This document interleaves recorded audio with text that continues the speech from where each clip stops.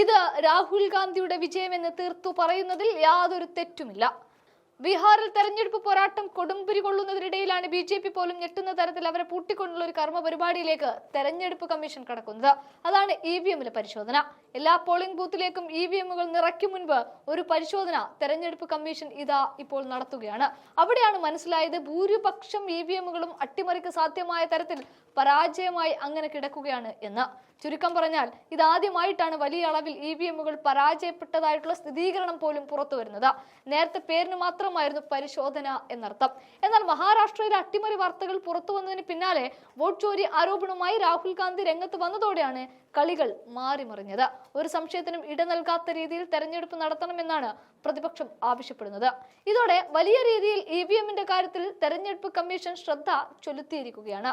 ബീഹാറിൽ പോളിംഗിനായി എത്തിച്ചിരിക്കുന്ന മെഷീനുകളിൽ ഭൂരിഭാഗവും നേരത്തെ പരിശോധനയിൽ പരാജയപ്പെട്ടിരുന്നു. രണ്ടാം ഘട്ടമായി എത്തിച്ച മെഷീനുകളുടെ പരിശോധനയാണ് ഇപ്പോൾ കഴിയുന്നതും.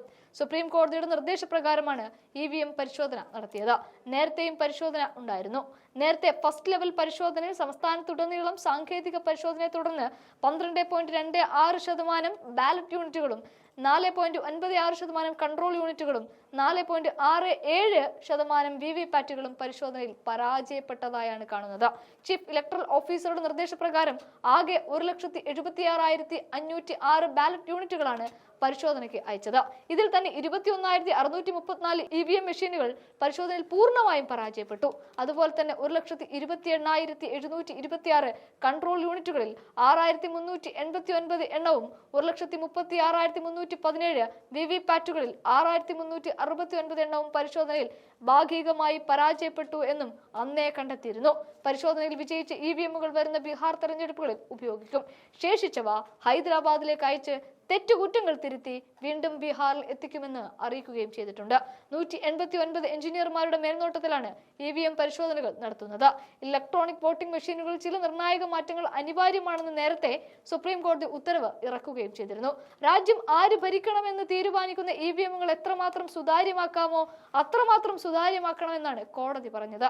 ഇതിന് പിന്നാലെ ചില സുപ്രധാന മാറ്റങ്ങൾ സുപ്രീം കോടതി നിർദ്ദേശിക്കുകയും ചെയ്തിരുന്നു. അത്തരം മാറ്റങ്ങൾ നടത്തിയെന്നും ഈ വർഷം നടക്കുന്ന ബീഹാർ തെരഞ്ഞെടുപ്പുകൾ മുതൽക്ക് സുപ്രധാനമായ മാറ്റങ്ങൾ EVM-ൽ ഉണ്ടാകുമെന്നും തെരഞ്ഞെടുപ്പ് കമ്മീഷൻ കൃത്യമായി അറിയിക്കുകയാണ്. ഇതിന് പിന്നാലെയാണ് ആദ്യഘട്ട പരിശോധന നടത്തിയത്. അന്ന് പക്ഷേ പരിശോധനയിൽ ഭൂരിഭാഗം മെഷീനുകളിലും തകരാറുകൾ കണ്ടെത്തുകയും ചെയ്തിരുന്നു. ഈ തകരാറുകൾ പരിഹരിച്ചു എന്നാണ് കമ്മീഷൻ ഇപ്പോൾ പറയുന്നത്.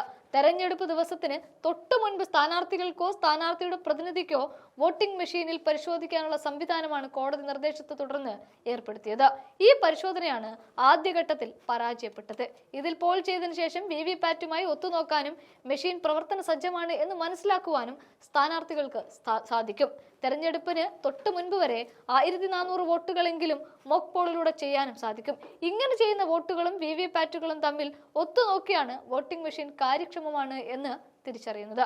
ഇതിന് പുറമെ EVM-കളിൽ സംഭരിച്ചിരിക്കുന്ന ഡാറ്റ വോട്ടിംഗ് നടക്കുമ്പോൾ ഇല്ലാതാക്കരുത് എന്നും സിംബൽ ലോഡിംഗ് യൂണിറ്റുകളും വോട്ടിംഗിന്റെ ഭാഗമായി ഉൾപ്പെടുത്തണമെന്നും ആവശ്യപ്പെട്ട് കേസിലെ ഹർജിക്കാർ വീണ്ടും കോടതിയെ സമീപിച്ചിട്ടുണ്ട്.